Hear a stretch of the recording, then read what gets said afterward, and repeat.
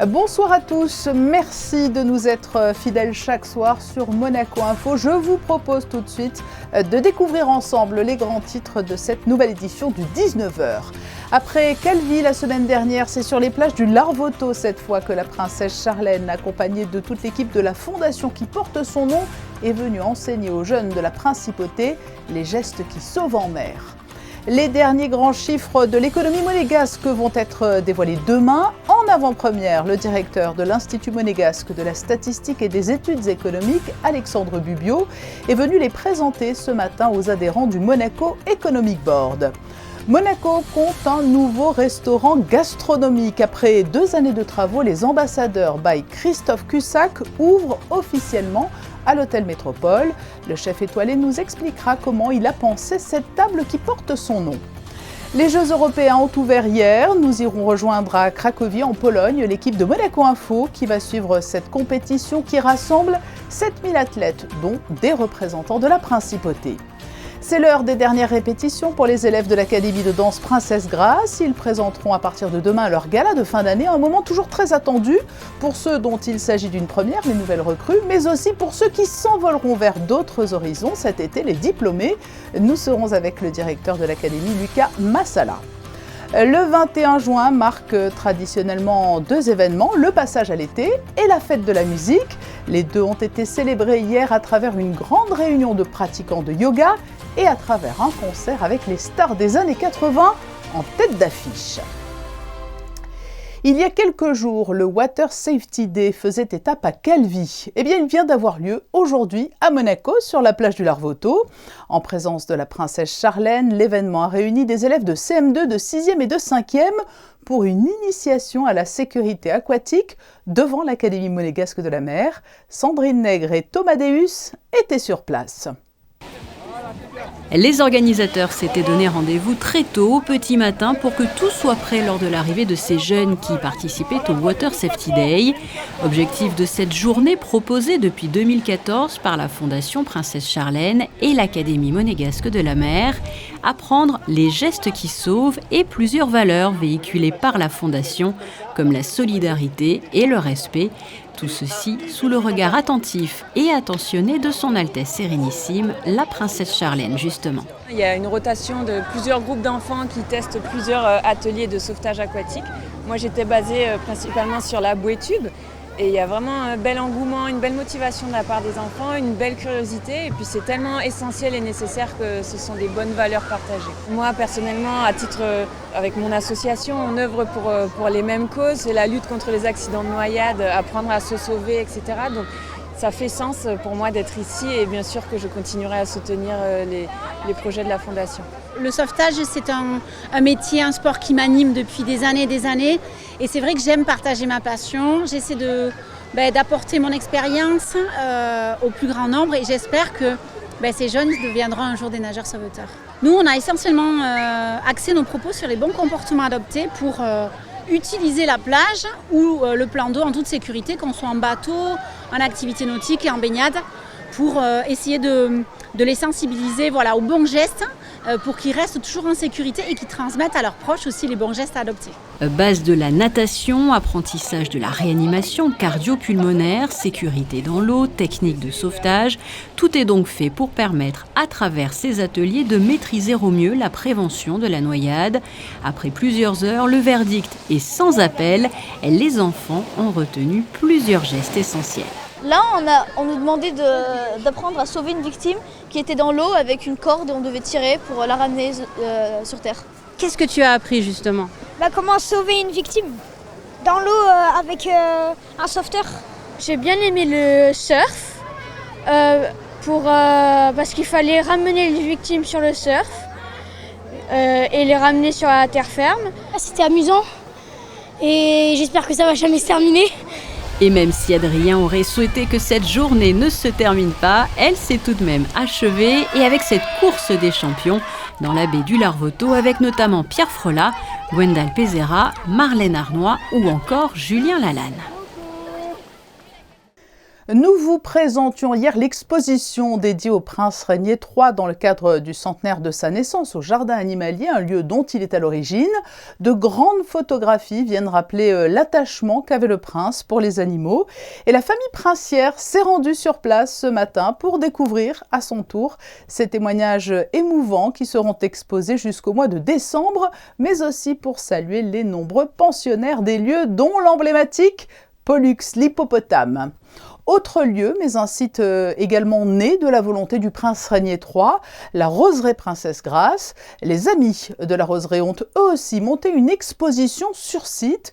Son vernissage a eu lieu mercredi et il a été suivi d'un concert du groupe Oucantine d'Aroca. Les photos exposées montrent notamment les étapes de la création du terre-plein de Fontvieille ou la collection de rosiers dédiée à la famille Grimaldi. Cet événement fait lui aussi partie des commémorations du centenaire de la naissance du prince Régnier III. Le retour de l'opération Test in the City. Avant la saison estivale, Fightets Monaco a installé des tentes sur le parvis de la galerie marchande de Fontvieille aujourd'hui pour y procéder dans le plus grand anonymat à des tests de dépistage gratuits et rapides. L'objectif est de sensibiliser la population au risque de contamination. Grâce à la technique du TROD, les résultats sont extrêmement rapides. La princesse Stéphanie, présidente de Fightets Monaco, n'a pas manqué de venir apporter son soutien aux équipes mobilisées sur cette opération. À la veille de la sortie de la nouvelle édition du recueil de référence Monaco en chiffres, l'Institut monégasque de la statistique et des études économiques a dévoilé ce matin, en avant-première, pour les membres du Monaco Economic Board, les principales données de ces derniers mois. Justin Hadel et Thomas Deus ont assisté à cette présentation.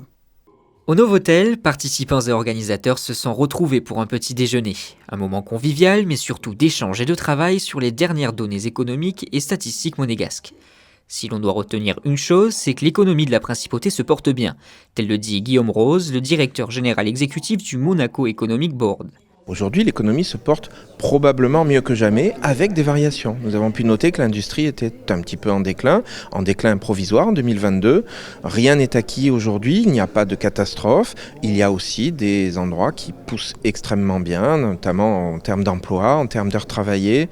On a une économie prospère à Monaco et à nous de la maintenir, en sachant que le numérique, bien sûr, va être un très grand point fort des années à venir. Pour recueillir toutes ces données et surtout les rendre publiques, la coopération est importante entre l'INSEE et le MEB. Alexandre Bubio, le directeur de l'Institut monégasque de la statistique et des études économiques, en est d'ailleurs satisfait. Faire des chiffres et les garder pour nous, il n'y a aucun intérêt. Un institut statistique a aussi besoin de faire connaître ces chiffres au plus grand nombre et pas que les gens se disent « Ah ouais, moi j'ai entendu dire que ça avait monté, ça avait baissé ». Non, il faut des vrais chiffres pour prendre des bonnes décisions. Et donc, il faut informer le maximum de personnes.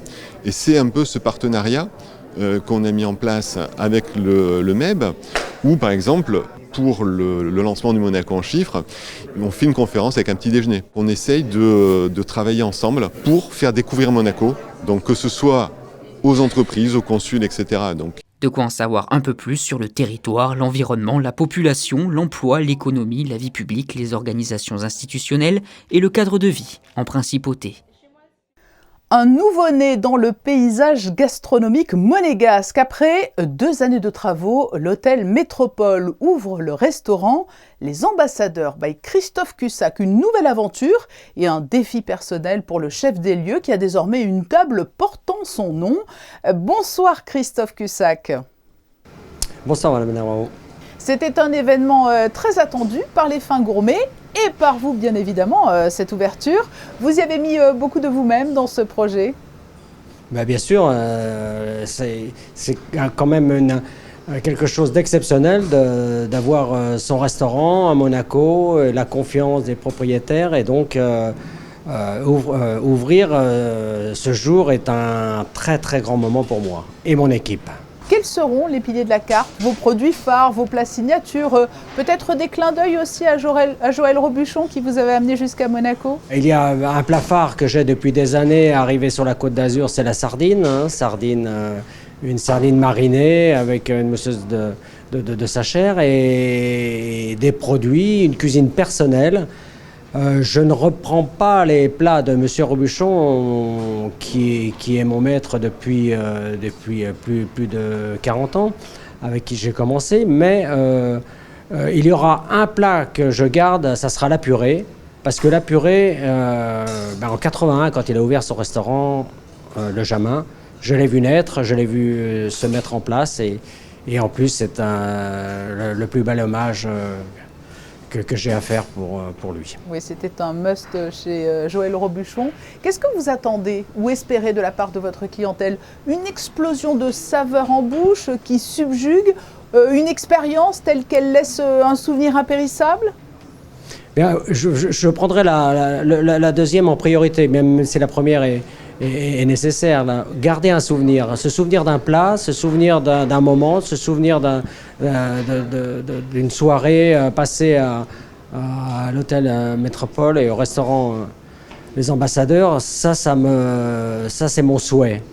Parce que c'est le plus important, garder le souvenir, ça veut dire qu'on a envie de revenir, on a envie de regoûter ce plat.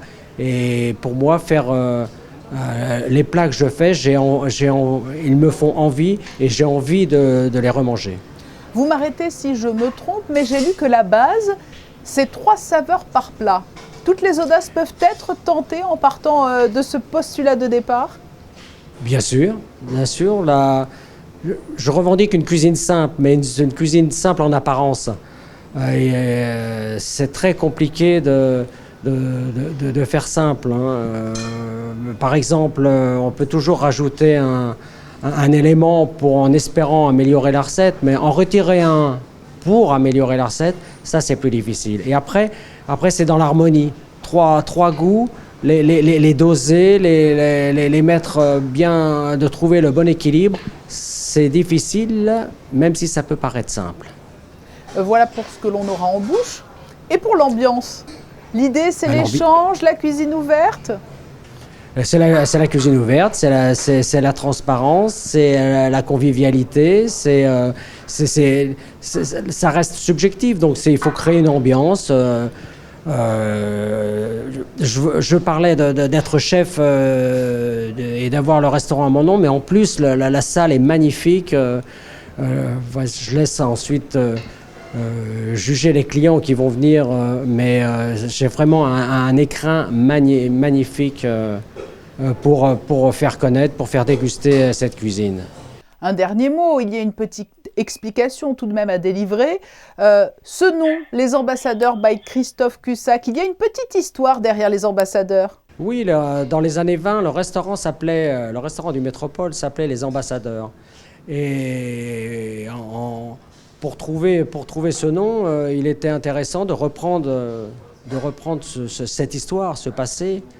Et comme la cuisine, on ne crée pas tout, il faut toujours s'inspirer de ce qui a pu exister de bien avant. Et il y a même un grimoire, entre guillemets, retrouvé, où il y a des recettes, des photos, des plats surtout, qu'il était intéressant de reprendre et de s'en inspirer.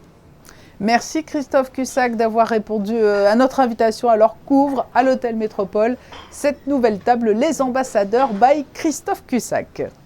Merci à vous. Ils étaient hier encore à Berlin pour les Jeux mondiaux spécial olympiques. Ils ont rejoint aujourd'hui Cracovie pour les Jeux européens. Allons rejoindre à présent Émilie Rousseau et Sylvain Péroumal en Pologne. Émilie, vous allez suivre pour Monaco les Jeux européens. Cette compétition multisport a été lancée officiellement hier. Elle rassemble 7000 athlètes venant de 48 pays. Oui, après Bakou en 2015 et Minsk en 2019, c'est au tour de Cracovie d'accueillir les Jeux européens. C'est la première fois que la Pologne organise un événement sportif d'une telle ampleur. 29 sports sont au programme, dont des disciplines olympiques, mais pas que. Voyez ce reportage réalisé avec Sylvain Péroumal. Ancienne capitale de la Pologne, Cracovie est située dans le sud du pays. Elle se distingue par son architecture historique, ses monuments imposants qui témoignent des vestiges du passé, mais aussi de sa richesse culturelle. Et jusqu'au 2 juillet prochain, Cracovie écrit une nouvelle page de son histoire en étant la capitale du sport européen. C'est un événement qui permet de donner à connaître la Pologne d'un point de vue sportif. Ça permet de donner à connaître le pays, pas seulement politiquement, mais je pense que c'est un moyen de cohésion, de montrer à quel point on peut être tous unis et je pense que c'est une très belle opportunité. La compétition offre aussi un programme dense avec 29 sports au programme, dont 19 olympiques et des nouveautés comme le paddle. La principauté était représentée par Benjamin Chavanis et Nicolas Fedorov. Malgré une défaite dès le premier tour face à une paire polonaise, le double monégasque gardera longtemps en tête cette première expérience à Cracovie. Le match s'est plutôt bien passé. On a réussi quand même à faire quelques bons jeux, à pouvoir leur mettre quelques points. Donc c'était quand même un bon match. C'était dur parce que un des deux joueurs était un ancien joueur pro, il a été 14e mondial. Mais on a su tenir quand même face à cette paire, donc c'était plutôt un bon match. On est fiers d'être là. En plus, Monaco n'a que 3 représentants, il y a Siao et nous 2. Sincèrement, déjà merci à notre fédération et au comité olympique de Monaco. C'est grâce à eux qu'on est là. On est très heureux d'être ici. On espère pouvoir en refaire et améliorer nos résultats surtout. L'autre représentante monégasque à ces Jeux européens, c'est la pongiste Xiaoxing Yang. L'actuelle 18e mondiale et récente médaillée d'or aux Jeux des petits États d'Europe avait échoué au pied du podium à Minsk il y a 4 ans. Tête de série numéro 4 du tableau, elle fera son entrée en compétition samedi. Et nous retrouverons donc tout au long de la compétition nos envoyés spéciaux à Cracovie pour suivre les athlètes monégasques. Ils sont jeunes, ils ont l'avenir devant eux. Ils vont, pour certains, rejoindre dès l'an prochain de grandes compagnies de ballet. Les élèves de l'Académie de danse Princesse Grace sont en pleine répétition avant leur soirée de gala qui donnera lieu à 2 représentations, vendredi et samedi, salle Garnier. Le directeur de l'Académie est notre invité. Bonsoir Lucas Massala. Bonsoir. C'est le grand soir demain pour vos élèves. Il y a eu les examens, mais ce gala est très important aussi. Exactement, pour les élèves, pour les professeurs, pour tout le monde, très important. Comment le préparez-vous? Comment avez-vous établi le programme? Il y a des thématiques, selon les années, vous mettez un point d'honneur à aller sur tous les terrains, du classique au contemporain? Exactement, je pense que c'est important de montrer un peu toutes les disciplines qu'on pratique à l'Académie Princesse Grace, de montrer la différence entre la danse contemporaine, la danse classique académique, que le public puisse voir, mais aussi que les parents puissent aussi voir une fois dans l'année leurs enfants danser et voir surtout les progrès qu'on a pu voir entre l'imprévu du mois de novembre à aujourd'hui. Mais c'est un gala qui se prépare tout au long de l'année ou il y a un rush final ? Non, alors en fait on a choisi de préparer le gala vraiment à la dernière minute pour ne pas enlever de cours de danse. Souvent ça arrive quand on fait des galas qu'on pratique que de la répétition, alors si quelqu'un danse un rôle principal, il va profiter un peu plus que quelqu'un qui fait un rôle du corps de ballet. Et je pense que l'école n'est pas là pour ça, l'école est là pour donner à tout le monde la même chance de progresser. C'est pour cela qu'on commence vers le mois de mai à préparer le spectacle pour que ça soit prêt au mois de juin. Et au-delà de la prestation, ce gala pour certains, cela marque aussi le début d'une nouvelle vie. Où vont partir vos jeunes diplômés cette année? Est-ce que vous le savez déjà?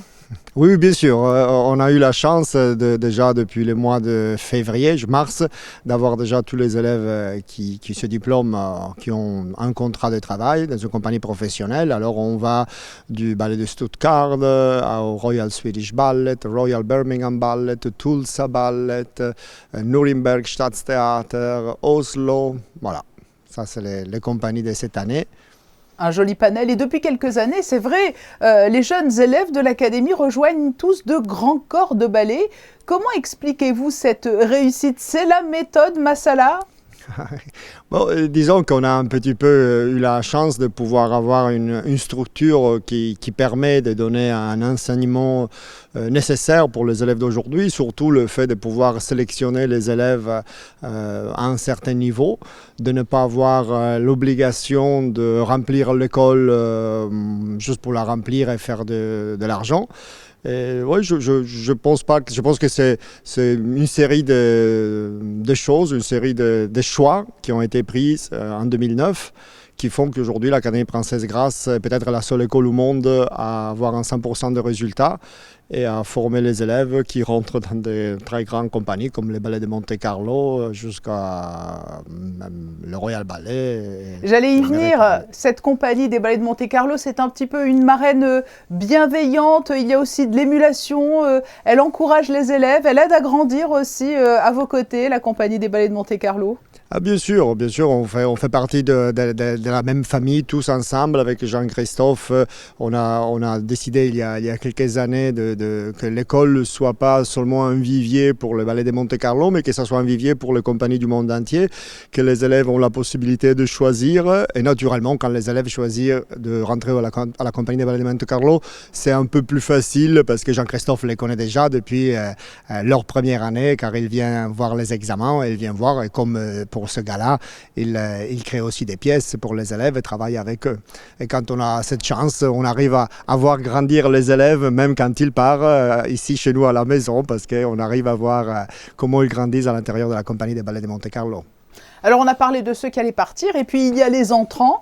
Est-ce que la campagne de recrutement a été à la hauteur de vos espérances pour la rentrée, Lucas Massala ? Oui, je ne suis pas encore tout à fait au bout de ça. Peut-être encore 4 places qui restent, mais on a les stages d'été, qui c'est un rendez-vous très important à Monaco. On a plus ou moins 400 élèves du monde entier qui viennent pendant 4 semaines au mois de juillet. Et pour faire un stage d'été, apprendre à mieux danser, mais aussi à auditionner et à être recruté par nous. Donc encore 4 précieuses petites places. Exactement. Merci Lucas Massala d'avoir été notre invité à la veille de cette première représentation du gala de l'Académie de danse Princesse Grace. Merci beaucoup à vous et bonne soirée. Et le mois de juin, il est vrai, est propice au spectacle de fin d'année. Il marque aussi le passage du printemps à l'été, le 21 juin. Le 21 juin étant par ailleurs la fête de la musique. Et hier soir, la mairie a fait plaisir aux amateurs de la musique des années 80. Des amateurs, il faut bien le dire, de tous âges. Voyez ce reportage d'Émilie Flamin. Chanter, le public de la fête de la musique l'a bien fait. Début de soirée, Lio ou encore David et Jonathan, totalement 80, a ramené les 80s à Monaco, le temps d'une soirée pour le plus grand bonheur du public. Les années 80, pour moi, c'est un peu ma jeunesse, et puis ça fait découvrir un peu la musique de ma jeunesse à Oscar, mon fils. Des chansons qui résonnent à travers toutes les générations. Moi, c'est vraiment les musiques que mes parents écoutaient depuis que je suis enfant. Et enfin voilà, moi j'ai toujours grandi avec et je sais pas, on aime bien. Les années 80, c'est les meilleures années. Confiance pour confiance, c'est moi que j'aime à travers vous. D'année en année, la folie des années 80 ne s'épuise pas. C'est une véritable Madeleine de Proust. Là, on va retomber en enfance, peut-être pas en enfance, mais en adolescence. On va faire notre crise d'adolescence ce soir. On a tous 15 ans et on va retrouver comme ça toutes ces chansons qui nous ont amusés, sur lesquelles on a eu nos premiers flirts, sur lesquelles on a fait nos premières booms. Tu viens pour les vacances, moi je n'ai pas changé d'adresse. Les années 80, il y avait une insouciance, il y avait une inconscience, tout pouvait se faire. C'est quelque chose qui est inimaginable, qui est irretrouvable. Donc à travers nos chansons, ils vont pouvoir revivre ces émotions. La musique, elle est là, toujours là, elle sera toujours là pour tous. Et le partage et l'amour, c'est la base de tout. Et que ce soir, on passe tous une super soirée avec la fête de la musique qui est à Monaco. Et voilà. Alors que la musique résonnait partout en ce 21 juin, les 4000 spectateurs de Monaco sont repartis avec des souvenirs et des musiques plein la tête.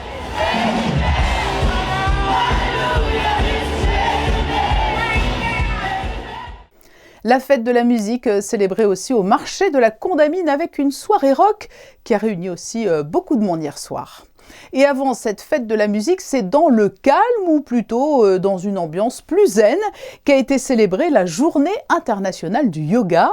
Elle a donné lieu à un grand rassemblement en fin d'après-midi sur les terrasses du casino. C'est un reportage de Fabien Bonilla et Alban Gingembre. Ils étaient plus de 250, femmes, hommes, enfants, ados, parents, grands-parents, peu importe. Tous étaient les bienvenus de 18h à 20h sur les terrasses du casino face à la mer Méditerranée à l'occasion de ce rassemblement de yoga gratuit et pour tous les niveaux. Une grande séance à l'occasion du solstice d'été, déclarée par les Nations Unies la Journée internationale du yoga en 2014. Depuis, des manifestations sont organisées dans le monde entier. C'est la 10e fois que ce rassemblement a lieu à Monaco. Sentez tout ce qui bouge dans votre corps, sentez l'énergie. Le yoga peut aider tous les âges, tous les corps. Donc c'est quelque chose qui est vraiment bénéfique pour le corps, pour l'esprit, pour le mental. Donc c'est bien que tout le monde partage. On va regarder un peu une danse, il y aura la musique, on va chanter, on va pratiquer le yoga et on va passer un moment de partage. Le yoga est une ancienne pratique physique, mentale et spirituelle qui trouve son origine en Inde. Cette journée internationale vise à sensibiliser le public aux nombreux bénéfices du yoga. J'adore le yoga, m'a changé la vie. Je suis psychologue clinicienne. Je toujours recommande le yoga à mes patients aussi. J'adore le yoga parce que maintenant je suis vraiment flexible parce qu'après je fais beaucoup de yoga, elle aussi. Ça me détend et quand je me fâche, je le fais. Travailler l'équilibre entre le corps et l'esprit. Cette manifestation était organisée en partenariat avec plusieurs organismes comme TAF, The Animal Fund, une association de protection de l'environnement marin, Interspecies Peace, l'ASPA Monaco et Fighteds, dont les membres ont réalisé ce mandala. À Fighteds Monaco, nous avons des cours de yoga depuis le début. Quels sont les bienfaits pour les membres ? Les bienfaits comme pour tout le monde, c'est-à-dire pouvoir se détendre, se recentrer, vraiment prendre conscience de son corps et un petit peu sortir de tous nos soucis quotidiens et se poser. La thématique de cette année était l'océan. À l'issue, les participants sont donc repartis avec ce petit cadeau. À l'intérieur de ce sachet se trouve une boule de graines de plantes marines que les participants pourront jeter dans la mer après avoir fait un vœu ou une prière. Le boxeur monégasque Hugo Michelev disputera samedi soir en Allemagne son 7e combat professionnel. Un combat, notez-le, à suivre en direct sur Monaco Info à 21h30 avec aux commentaires Delia Krill et Damien Seigle. À vos agendas toujours, le lundi 26 juin sera organisée au musée d'anthropologie une conférence consacrée à la chasse aux fossiles. Conférence de Pierre-Élie Moulet, qui est attaché de conservation du patrimoine au musée de préhistoire régional de Menton. Ce sera à 18h lundi. Ce journal ne serait pas tout à fait complet sans les prévisions météo et en la matière, on ne peut pas dire que l'on soit très gâté en ce moment. Est-ce que la grisaille va continuer demain, Yannick de Beuvert ? Bonsoir Patricia, bonsoir à tous. Le soleil devrait faire un joli retour dans le ciel monégasque ce vendredi. Il y aura tout de même quelques passages nuageux, mais rien de très important. Et il faudra donc faire attention aux coups de soleil avec un indice UV à 7. Les températures seront douces, entre 20 au lever du jour et 26 dans l'après-midi. En ce vendredi 23 juin, il faudra souhaiter une bonne fête à toutes les Audrey et puis à 400 jours des JO de Paris 2024. Ce vendredi sera également marqué par la journée olympique mondiale. Pour nous quitter, la série de photos de fin d'édition et elle est consacrée au Water Safety Day qui s'est tenu ce matin au Larvoto en présence de la princesse Charlène. Ces photos sont signées Manuel Vitali. Je vous donne rendez-vous demain à 19h pour un nouveau journal sur Monaco Info. Très belle soirée.